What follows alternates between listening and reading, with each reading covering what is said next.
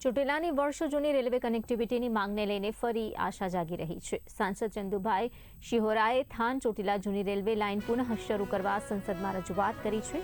ચામુંડા માતાજીના પ્રસિદ્ધ યાત્રાધામ ચોટીલાને બ્રોડગેજ રેલવે જોડાણ મળે તો યાત્રાળુઓ સાથે વેપાર ધંધા, હોટેલ ઉદ્યોગો અને રોજગારીને પણ વેગ મળવાની શક્યતા છે।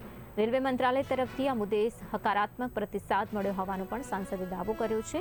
ત્યારે હવે કેન્દ્ર સરકારના નિર્ણય પર ચોટીલાવાસીઓ અને માયભક્તોની નજર છે। ચોમાસુ સત્ર દરમિયાન હું દિલ્હી હતો। ગત 13 તારીખે આ સત્રની પૂર્ણાહુતિ થઈ। આ સત્ર દરમિયાન સુરેન્દ્રનગર જિલ્લાના લગભગ 10 રેલવેના પ્રશ્નો મેં રજૂ કર્યા છે। એમાં ચોટીલાનો પણ સમાવેશ થઈ જાય છે। સુરેન્દ્રનગર જિલ્લાના જે હરિદ્વાર યાત્રાળુઓ જાય છે એને સીધી ડાયરેક્ટ અહીંથી ટ્રેન મળે એ બાબતનો પણ એમાં એક પ્રશ્ન છે।